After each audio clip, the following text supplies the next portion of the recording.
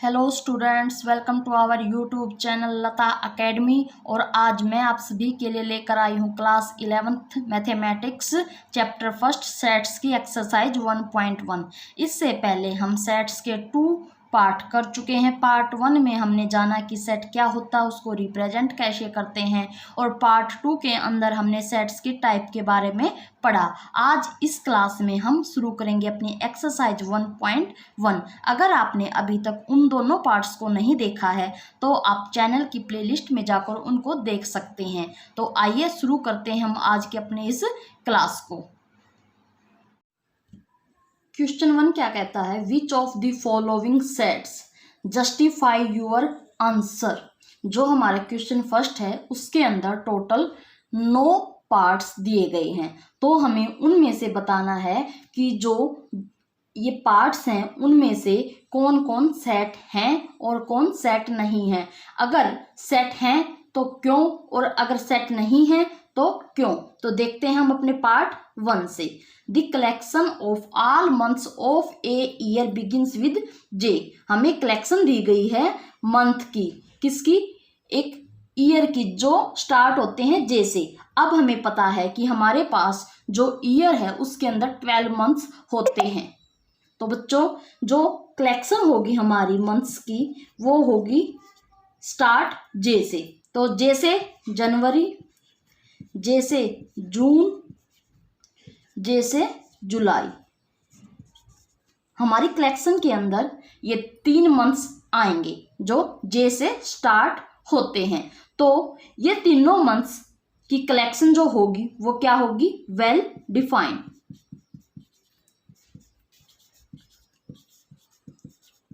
तो ये हमारा क्या होगा, ये जो कलेक्शन है ये हमारी एक सेट होगी। अब हम इसको लिखेंगे कैसे, हम इसको लिखेंगे the collection is well defined and hence it forms a set। Okay, जो भी कलेक्शन हमारी सेट होगी उसको हम इस फॉर्म में लिखेंगे। पहले उसको कलेक्शन बनाएंगे, फिर उसको हम बताएंगे कि ये हमारी वेल डिफाइंड है, और अगर वेल डिफाइंड है तो वो हमारा सेट को फॉर्म करती है। ओके, पार्ट 2 क्या कहता है, the collection of 10 most talented writers of India. तो क्या जो ये कलेक्शन बनेगी वो हमारी वेल डिफाइंड होगी? नहीं, क्योंकि जब भी हम किसी से पूछेंगे कि कोई भी मोस्ट टैलेंटेड राइटर बताओ तो 1 पर्सन का आंसर जो होगा वो कुछ अलग होगा, सेकंड पर्सन का आंसर कुछ अलग होगा। मतलब हर पर्सन का आंसर जो होगा इस बारे में अलग होगा, सबकी ओपिनियन अलग अलग होगी। तो ये जो कलेक्शन है वो हमारी वेल डिफाइंड कलेक्शन नहीं है। और अगर कलेक्शन हमारी वेल डिफाइंड नहीं है तो उसको हम बोलेंगे कि ये कलेक्शन जो है सेट नहीं है। तो हम इसको कैसे लिखेंगे, this collection is not well defined because the opinion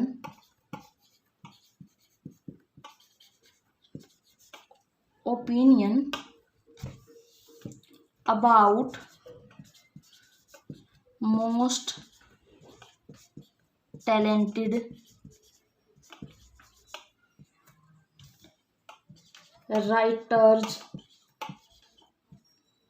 vary from person to person, hence it does not form a set। Okay, तो बच्चों अभी तक हमने 2 पार्ट्स किए। जो पहला पार्ट था उसकी कलेक्शन सेट को फॉर्म कर रही थी, लेकिन जो इसका पार्ट नंबर 2 है वो कलेक्शन हमारे सेट को फॉर्म नहीं करती। तो हमने देखा कि जो कलेक्शन सेट को फॉर्म कर रही है उसको हम किस वे से लिखेंगे, और जो कलेक्शन सेट को फॉर्म नहीं करती उसको हम इस वे से लिखेंगे। पार्ट 3 क्या कहता है, a collection of a team of 11 best cricket batsman of the world.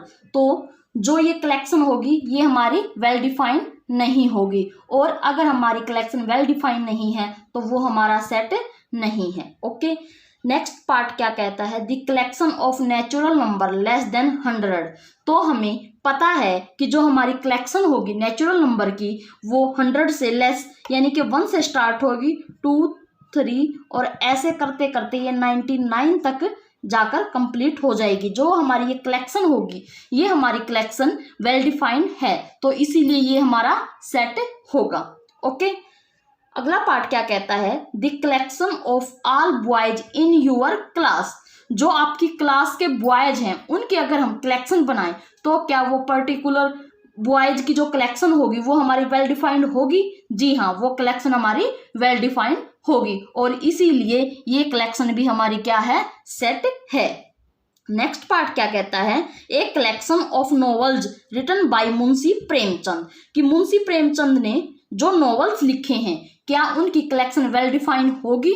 तो हाँ, उनकी कलेक्शन भी हमारे पास वेल डिफाइंड ही होगी, क्योंकि उन्होंने कुछ पर्टिकुलर्स जो नॉवल लिखे होंगे अगर हम उनको देखें तो सभी की उनके बारे में ओपिनियन एक ही होगी, तो ये कलेक्शन भी हमारी वेल डिफाइंड है, और इसीलिए ये कलेक्शन भी हमारी क्या होगी, सेट होगी। ओके बच्चों, पार्ट 7 क्या कहता है, the collection of all even integer. क्या ये कलेक्शन जो होगी हमारी सेट होगी? तो देखते हैं कि हम इसकी कलेक्शन क्या बनेगी। अगर हम लिखें first of all even number, हमें पता होता है कि वो नंबर जो 2 से डिवाइड होते हैं, और इंटीजर्स के अंदर नेगेटिव नंबर भी आते हैं और पॉजिटिव नंबर भी आते हैं और 0 भी आती है। तो ऐसे नंबर जो 2 से डिवाइड होते हैं वो इस कलेक्शन के अंदर होंगे। तो अगर मैं लिखूं -4 -2 0 2 4 6 अप टू सो ऑन, तो जो ये कलेक्शन होगी ये हमारी कलेक्शन वेल डिफाइंड कलेक्शन होगी, और अगर ये वेल डिफाइंड है तो हमारा ये जो कलेक्शन है ये सेट को फॉर्म करेगा। ओके, नेक्स्ट पार्ट क्या कहता है, the collection of questions in this chapter.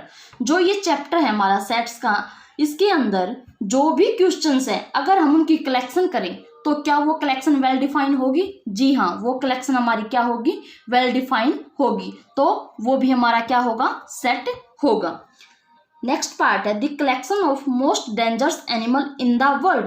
क्या मोस्ट डेंजरस एनिमल की कलेक्शन जो होगी वो वेल डिफाइंड होगी? जी नहीं, क्योंकि हर पर्सन की इस बारे में ओपिनियन अलग अलग होगी। किसी को लोयन डेंजरस लगता है, किसी को टाइगर डेंजरस लगता है, किसी को लिजर्ड डेंजरस लगती है, तो सबकी ओपिनियन अलग अलग होने के कारण जो ये कलेक्शन है ये हमारी वेल डिफाइंड नहीं है। तो ये जो कलेक्शन होगी हमारी ये हमारी एक सेट को फॉर्म नहीं करेगी।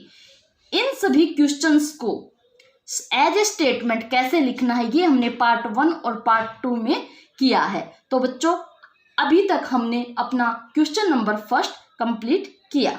ओके, अब हम करते हैं अपना क्वेश्चन नंबर 2। क्वेश्चन नंबर 2 क्या कहता है, लेट ए कोई कलेक्शन है 1 2 3 4 5 6 नेचुरल नंबर तक की कोई कलेक्शन है, और ये हमारा जो कलेक्शन है वो सेट फॉर्म कर रहा है, क्योंकि 6 नेचुरल नंबर की जो कलेक्शन है वो वेल डिफाइंड है और ये कलेक्शन हमारी सेट को फॉर्म करती है।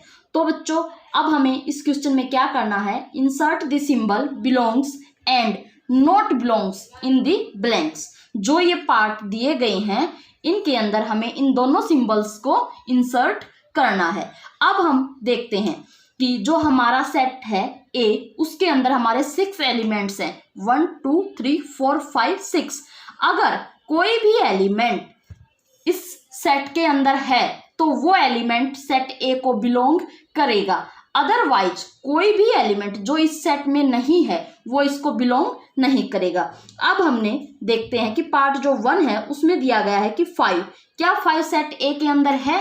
जी हाँ, तो 5 is the element of set A, so 5 belongs to A. Okay बच्चों, सेकंड पार्ट क्या कहता है? 8।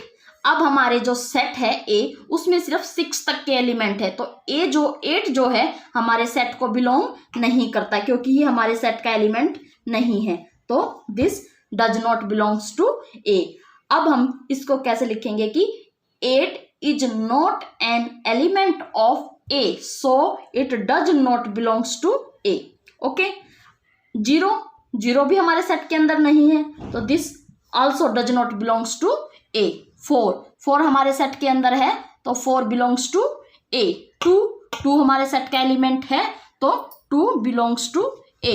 10 हमारे सेट का एलिमेंट नहीं है, तो 10 does not belongs to A.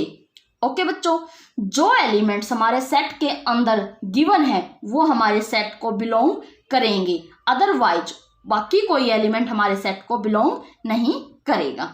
Okay, question number 3 क्या कहता है? Write the following in roster form, कि जो पार्ट्स दिए गए हैं उनको हमें रोस्टर फॉर्म में कन्वर्ट करना है, हमें सेट बिल्डर फॉर्म में गिवन है। पार्ट 1 कहता है a is equal to x such that x is an integer and -3 less than x less than 7। तो जो हमारा x होगा वो इंटीजर होगा और -3 और 7 के बीच में लाई करेगा। तो इसे हम रोस्टर फॉर्म में कैसे कन्वर्ट करेंगे?